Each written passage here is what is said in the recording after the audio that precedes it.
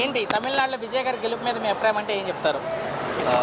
వాస్తవం చెప్పాలంటే రిజల్ట్స్ చూస్తే ఏమర్థమైందంటే చాలా కాలం నుంచి అంటే నాకు తెలిసి 30 నుంచి 40 సంవత్సరాల పాటు రెండు పార్టీలే ఉన్నాయి. ఒకటి అమ్మానాన్న చేస్తున్నారు, లేకుంటే కరుణానిధి గారిని చేస్తున్నారు.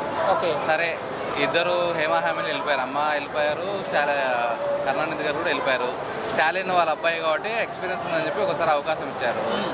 ఇస్తే ఆయన హిందూ వ్యతిరేకంగా బాగా ఇది చేశాడు.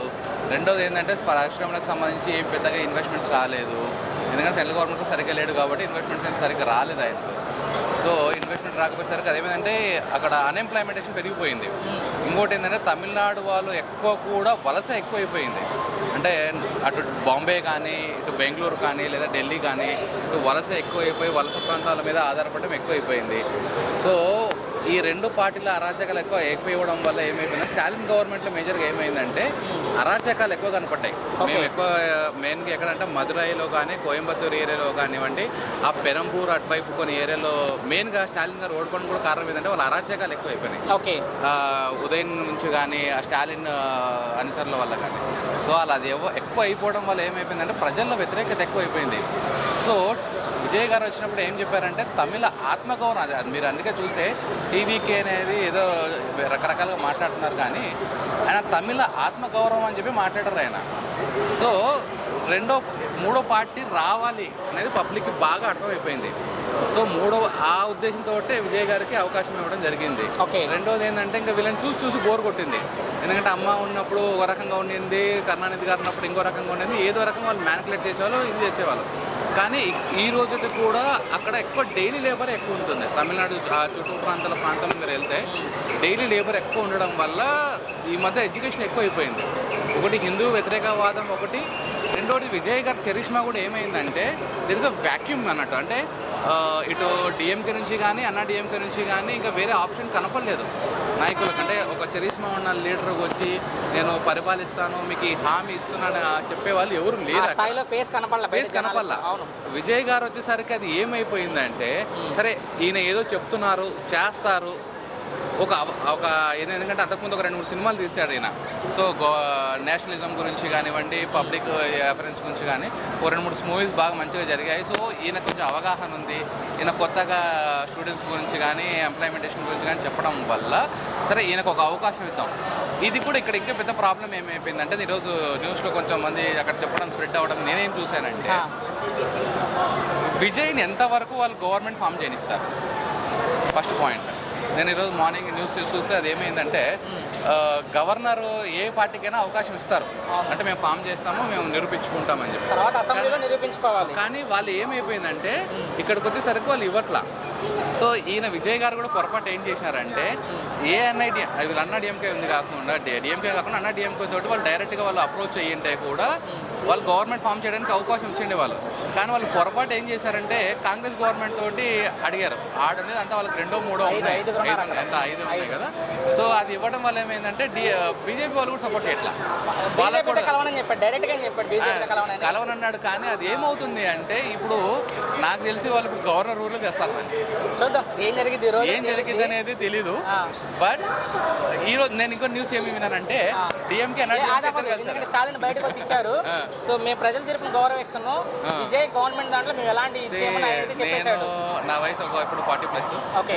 సో నేను తమిళనాడు రాజకీయాలను చాలా డీప్గా చూస్తూ వస్తున్నాను. ఎందుకంటే నేను రెగ్యులర్ తమిళనాడులో తిరుగుతాను, బాగా చూశాను నేను. అది మాకున్న సమాచారం ప్రకారం ఏంటంటే ఈ 2 పార్టీలు కాకుండా 3వ పార్టీని ఫామ్ చేయడం అనేది అంత ఈజీ కాదు. ఎందుకంటే కెప్టెన్ విజయ్ గారు మీకు ఐడియా ఉంటారు. విజయ్ గారు కూడా అప్పుడు ఏం జరిగింది, విజయకాంత్ గారు మేము విజయ్ అనే విజయకాంత్ గారు కూడా ఏమైంది అప్పుడు అమ్మగారితో వెళ్ళడం వల్ల వెళ్ళారు. ఆయన ఫస్ట్ టైం పోటీ చేసినప్పుడు ఆయన ఒక్క సీటే వచ్చింది. రెండోసారి ఇదైనప్పుడు సీట్లు మంచిగా వచ్చాయి. మళ్ళీ ఆయన అన్ఫార్చునేట్గా ఆయన కాలం అయిపోవడం ఇక్కడ ఇంకోటి ఏంటంటే ఆ మార్జిన్ అన్న దగ్గరికి వెళ్ళిపోయింటే బాగుండేది. Maybe hope for the best. Tamil Nadu వాళ్ళకు మార్పు కోరుకుంటున్నారు. ఇప్పుడైనా మార్పు వచ్చింది, తమిళనాడు డెవలప్ అవ్వాలి. తమిళనాడుతో పాటు మొత్తం ఇండియా డెవలప్ అవ్వాలి. ఎందుకంటే మనకు బార్డర్ కాబట్టి ఆ ఫిషింగ్ అన్న శ్రీలంక నుంచి కానీ మనకి ఇంపోర్ట్స్ మేజర్గా ఇప్పుడు నీకు అండమాన్ నికోబార్ దీవులు డెవలప్మెంట్ చేస్తుంది గవర్నమెంట్. సో ఈ చెన్నై కారిడార్ ఏదైతే ఉంటుందో ఆ చెన్నై కారిడార్ డెవలప్ అయ్యింది అనుకోండి, ఆ ఇంపోర్ట్స్ కి మనకి ఈజీగా అయిపోతుంది బార్డర్ లో ఉన్న ఏరియాలు. ఎందుకంటే ఇప్పుడు గవర్నమెంట్ కూడా ఏం ప్లాన్ వేసిందంటే చెన్నై నుంచి సూరత్ రోడ్డు ఒకటి కృష్ణపట్నం పోర్ట్ నుంచి బాంబే పోర్ట్కి ఇంపోర్ట్ ఎక్స్పోర్ట్కి మనకు అవకాశాలు చాలా ఎక్కువ ఉంటాయి కొత్త గవర్నమెంట్. సో విజయ్ గారు ఒక మంచి మార్పు వస్తుంది, మనకి ఇండియా కూడా మంచి జరుగుతుంది. అంటే ఈయన ఇచ్చే పాలసీస్ ఎలా ఉంటాయో మనకు తెలియదు. సో ఈయన గవర్నమెంట్ అంటే పబ్లిక్ ఫ్రెండ్లీ పాలసీస్ తీసుకొస్తే చాలా బాగుంటుందని. మొత్తంగా ఒక్క మాటలో విజయ్ గారి గెలుపు గురించి ఏం చెప్తారు? ఒక మాటలు చెప్పాలంటే వావ్ అంతే. ఒక్క మాటలు చెప్పాలంటే super success, all the best for Vijay అంతే. పవన్ కళ్యాణ్ పనితీరు, పవన్ కళ్యాణ్ గారి పనితీరు ఆయనకేమి అదే పంచాయతీ రాజు అభివృద్ధి శాఖ మంత్రి కదా. పంచాయతీ సేమ్ అయిన తర్వాత ఎంతవరకు డెవలప్మెంట్? ఆయన తీసుకున్న శాఖని ఆయన చేస్తాడు. ఆయనకు ఇంకొకటి ఏంటంటే పిఠాపురంలో పోటీ చేసినప్పుడు ఆయనకు వచ్చే డిప్యూటీ అదే మినిస్టర్ పదవికి వచ్చే డబ్బులు కూడా అనాథ పిల్లలకి ఇస్తున్నాడు. అది శాలరీని వాళ్ళకి ఇస్తున్నాడు. అది చాలా నచ్చిందండి. ఒక శాలరీ ఆయన జేబులో వేసుకోకుండా అనాథ పిల్లలైన ఆ నియోజకవర్గంలో ఎంతమంది ఉంటారు వాళ్ళకి ఒక 40 మందికి ఎంతమందికి లెక్క చెప్తున్నారు. నాకు తెలిసిన వాటికి అది అంటే నేను చూసిన పరంగా ప్రజల సమస్యలు ఆయన దృష్టికి వచ్చినప్పుడు అది ఎంతవరకు నెరవేర్చడం రెస్పాండ్ అయ్యారండి. చాలా వాటికి పిల్లలు రోడ్లు ఏమని టీచరు పిల్లలు అందరూ ఒక ఏరియాలో బోర్డులు పెడితే అవి చూసి రెస్పాండ్ అయ్యారు. రోడ్ల పరంగా ఆయన అడిగారు, ఆయన వేసిస్తున్నాడు. అటు ఏరియాకు పోతున్నారు వైజాగ్, అటు అదే అరకులో సైడు అటు పోయినా కూడా అటు బాగానే చేస్తున్నాడు. ఆయన తీసుకున్న శాఖ న్యాయం చేశాడు. ఇప్పుడు పదవి వచ్చిన తర్వాత పదవిని పక్కన పెట్టి సినిమాలు మట్టుగా చేసుకుంటున్నారని కొంతమంది అంటున్నారు. దాని మీద మీ అభిప్రాయం ఏమంటే మాటకి ఆ మాట చెప్పాలి. ఆయనకున్న ఆదాయం అది. ఆ ఆదాయాన్ని ఆయనకు వచ్చి ఎటు నుంచి ఫైనాన్షియల్గా వచ్చేవి లేవు. ఆయనకి ఏమన్నా అంటే అనకూడదు కానీ ఇల్లీగల్ బిజినెస్లు ఏమి లేవు. ఆయనకు కొంత లీగల్ బిజినెస్ సినిమా అనేది ఒక బిజినెస్ అందరికీ తెలిసిందే. ఆ బిజినెస్ ఆయన వృత్తిని బాగొట్టుకోవట్లా. నటుడుగా వచ్చాడు, నటుడుగా కొనసాగుతున్నాడు, ప్రజలకి న్యాయం చేయాలనుకుంటున్నాడు. తప్పులేదు, ఆయన చేసేది కూడా బాగానే ఉంది. ఫ్యూచర్లో సీఎం అయ్యే ఛాన్స్ ఉందంట. చెప్పాడుగా, ఆయనే చెప్పాడుగా 15 సంవత్సరాల కూటమి ప్రభుత్వానికి నేను మద్దతు ఇస్తాను, కూటమికి ఉండాలి, చంద్రబాబు నాయుడు గారు ముఖ్యమంత్రికి ఉండాలి అన్నాడు. ఫ్యూచర్ అంటే కూటమిలో ఉన్నంతకాలం చంద్రబాబు నాయుడు గారు ఉండాల్సిందే.